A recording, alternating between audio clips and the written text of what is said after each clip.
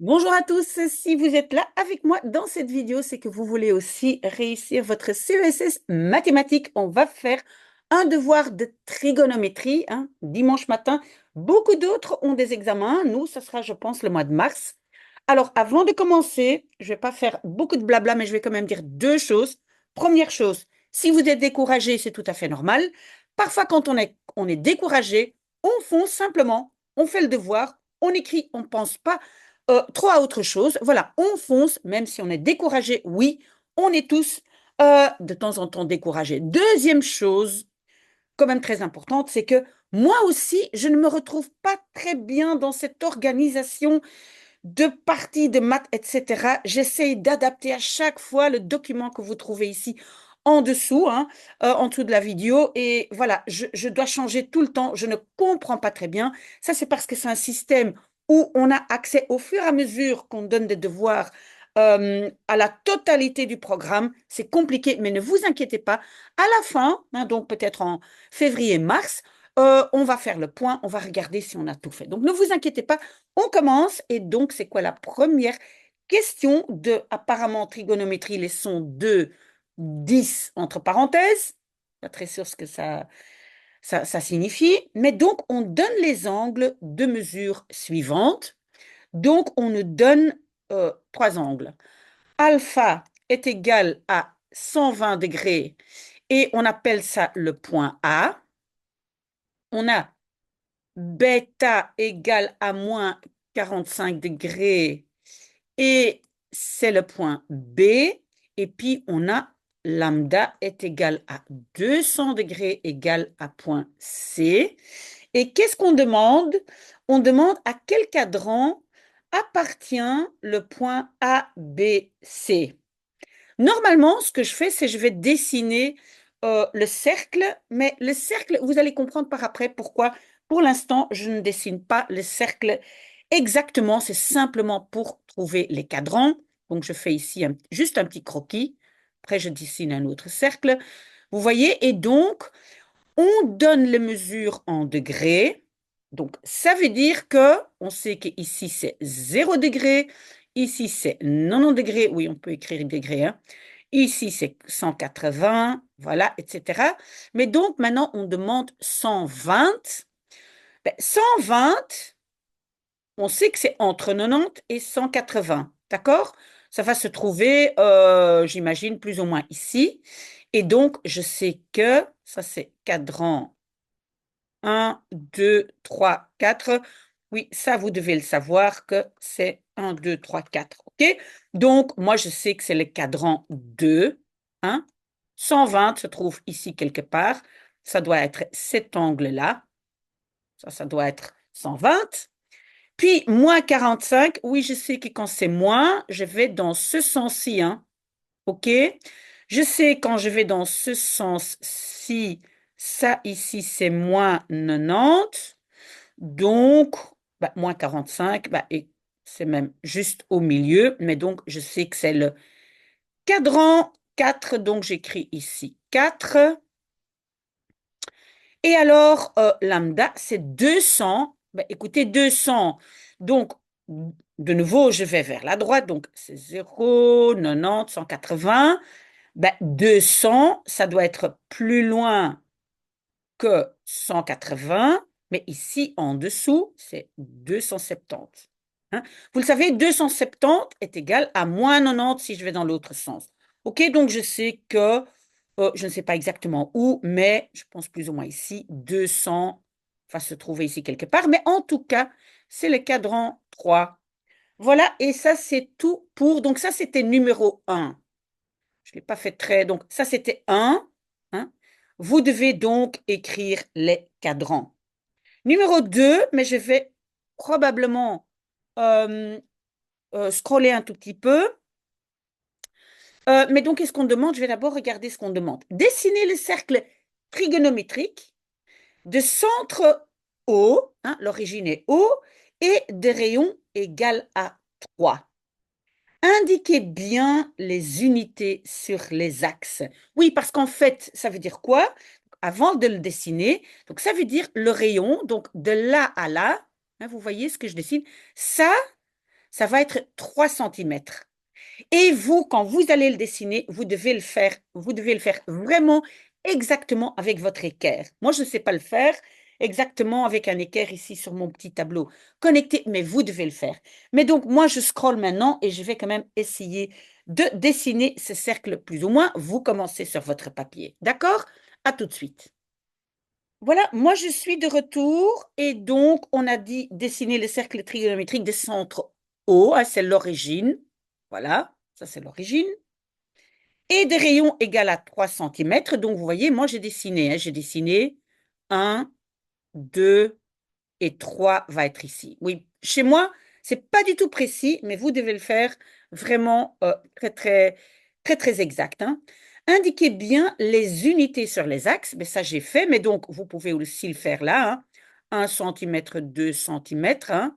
Vous pouvez aussi le mettre là, et puis là, ça va être 3, etc. Donc, vous pouvez le faire partout. Ici aussi, ça va être -1, ça va être -2.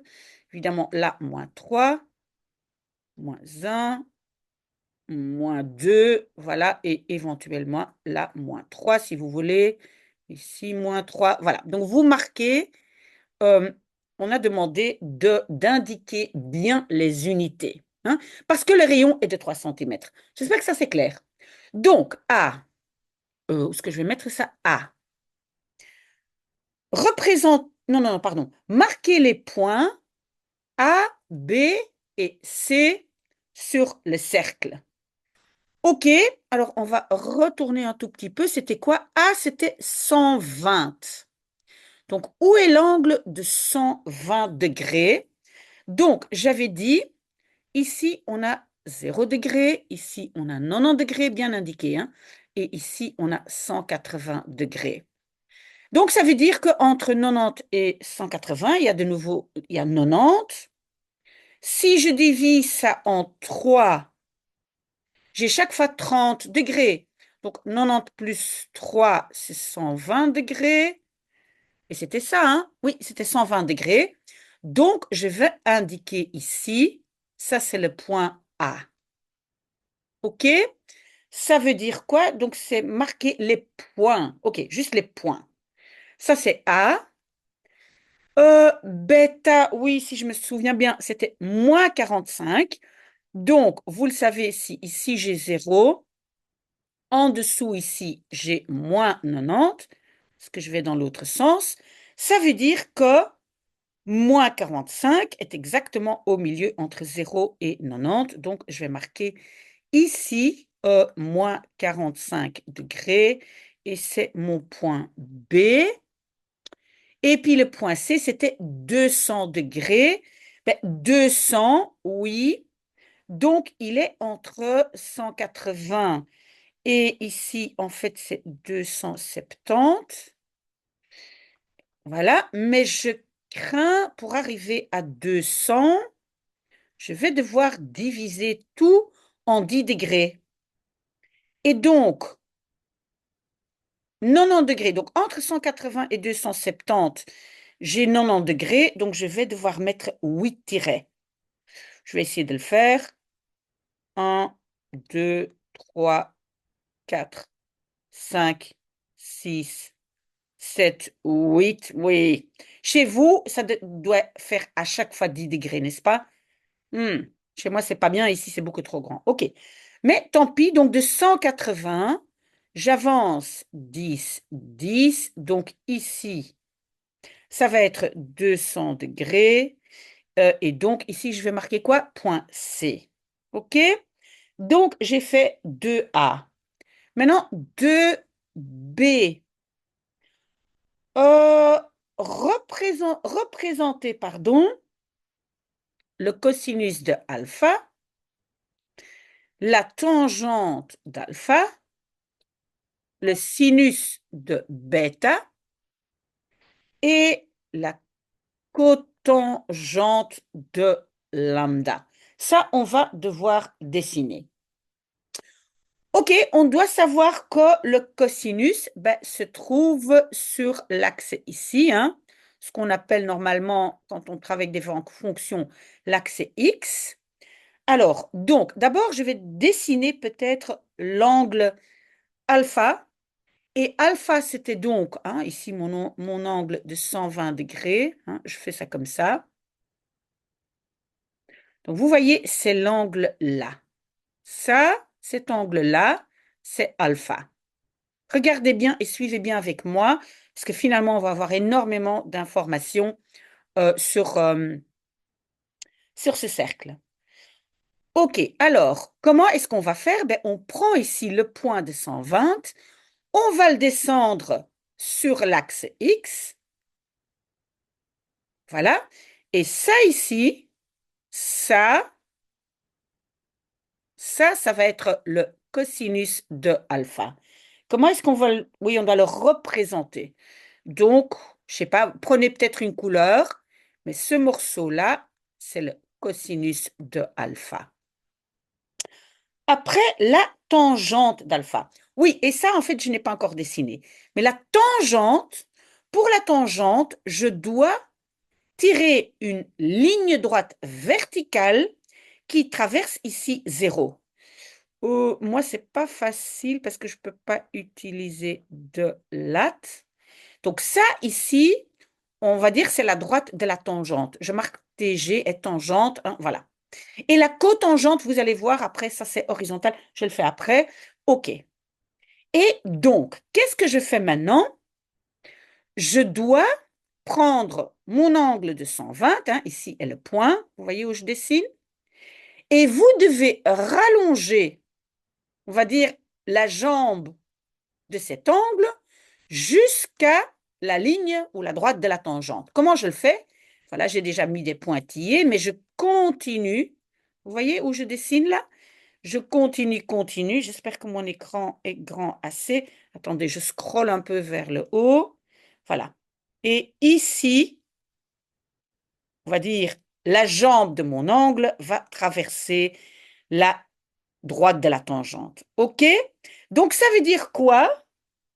La tangente de l'angle 120, ben, c'est ce morceau-ci. J'espère que vous voyez où je dessine. Vous voyez où je dessine?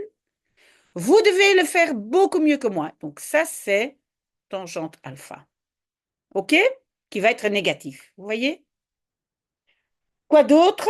Sinus de bêta. Je retourne. Hein, voilà, ça c'est mon cercle. Donc, où est l'angle bêta? C'était l'angle ici. Donc, B, en fait. Euh, oui, en fait, ce qui est un peu... Mon angle n'est pas bien. En fait, je ne dessine pas bien. Donc, s'il vous plaît, faites-le convenablement parce que moi, voilà. Mais en tout cas, donc, je tire de l'origine vers moins 45. Hein, et donc, mon angle bêta, en fait, c'est ça. Hein, ça, c'est moins 45. Ça, c'est bêta. OK? Et qu'est-ce qu'on demande maintenant? On demande le sinus. Ben, le sinus se trouve sur l'axe vertical, qu'on appelle normalement l'axe Y. Donc, qu'est-ce que je vais faire? Je vais prendre le point ici, hein, moins 45, et je vais faire une projection vers l'axe vertical, parce que tous les sinus se trouvent sur cet axe vertical que normalement on appelle axe Y. OK? Donc ça veut dire quoi? Le sinus de B est, regardez bien ce que je dessine, ce morceau-là. Oh là, oh là, oh là, oh là. Vous avez compris? Ça, c'est sinus de bêta. D'accord? Il nous reste quoi? Cotangente lambda. Alors, je vous ai dit, donc la droite de la cotangente, en fait, c'est horizontal, voilà, qui traverse ici le point 90. Je vais essayer. Voilà. Vous le faites avec une latte, s'il vous plaît. Donc ici, je marque, en fait, ça ici, c'est cotangente. OK? Voilà, donc ça, vous devez savoir, tangente verticale, cotangente horizontale qui traverse là le point de 90. OK? Et on me demande où est maintenant mon angle lambda, c'était 200 degrés. 200 degrés se trouvait ici. Donc, ça veut dire, je vais d'abord dessiner mon angle. faire l'origine. Il est grand, hein, donc il fait quoi? Regardez bien. Il fait tout ça. D'accord? Ça, non, non, non, pardon, c'est pas bêta, c'est lambda. D'accord? Tout ça. Et qu'est-ce qu'on demande? Euh, cotangente. OK, donc je prends mon point 200, je vais vers l'origine, voilà, je suis dans l'origine, mais je continue. Vous voyez les pointillés? Je continue, je continue, je continue jusqu'à ce que ça traverse ici la ligne de la cotangente et c'est ici. OK? Donc, conclusion, euh, c'est quoi? C'est en fait la cotangente est ça. Je ne sais pas si vous voyez ce que je fais. Oh là, oh là, oh là, c'est des droites, hein. OK, donc ça, c'est cotangente lambda. OK? J'espère que ça c'est clair. OK, alors on a C. Quel est le signe? Donc ces quatre-là, hein, donc du cosinus, tangente, sinus bêta et cotangente. Voilà le signe. Et en fait, on va regarder, donc on demande plus ou moins, hein, signe c'est plus ou moins. OK, d'abord, je regarde le cosinus d'alpha. Regardez, il est dans le négatif. Vous voyez, hein? Pensez à vos fonctions où vous avez l'axe x, y. Si je vais de l'origine vers la gauche, donc c'est négatif. OK? Euh, alors, vous pouvez aussi écrire négatif, hein, si vous voulez. Qu'est-ce qu'on a après? On a la donc tangente d'alpha. Où était tangente d'alpha? Vous voyez, c'est ça. Je vais vers le bas. Donc, c'est négatif, hein. Vous pensez à nouveau vos fonctions. Je vais vers le bas, c'est négatif. Donc, négatif.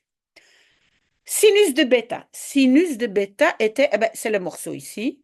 Vous voyez, en dessous là, 0 vers là. J'espère que vous voyez. C'est aussi négatif, n'est-ce pas? Vers le bas. À gauche et vers le bas, c'est négatif. Et puis, cotangente, pardon, lambda, ça c'est, voilà, c'est vers la droite. Vers la droite, c'est positif. OK?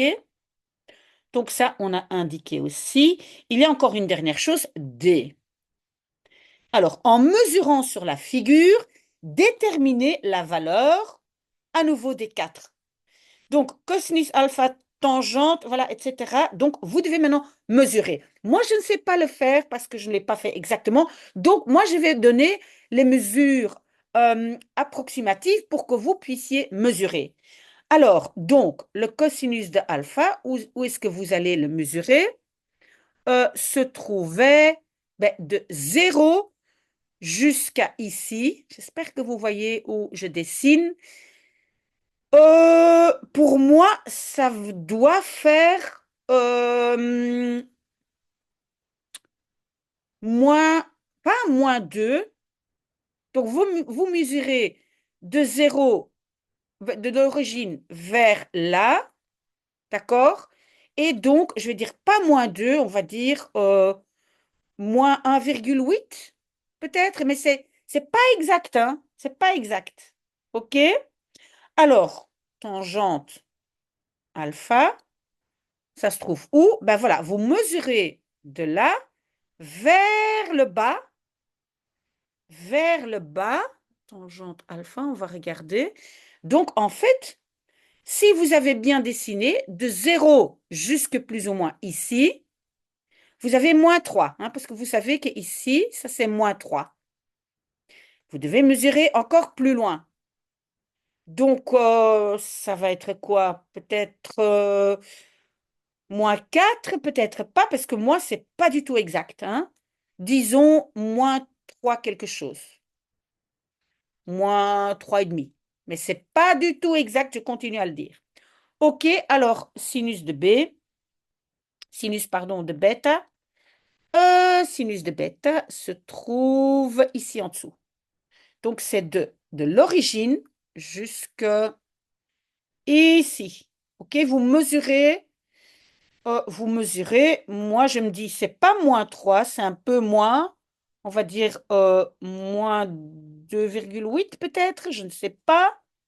Vous mesurez exactement. Et alors, c'était quoi cotangente lambda égale A. Et ça se trouve ici du point 90 jusque là. On sait que jusqu'ici, ça va être 3, 4, 5, peut-être 5, 5 et demi. Donc, ça va être en tout cas positif, on va dire 5 et demi. Mais vous mesurez ce morceau exactement. Ok, désolé pour mon dessin, mais c'est ça le devoir. Si vous avez des questions, n'hésitez pas. Ben voilà, et donc on ne s'inquiète pas, on continue un bon petit rythme. Moi, je continue mon café et posez-moi des questions si jamais vous en avez. Voilà, bon dimanche et bon travail.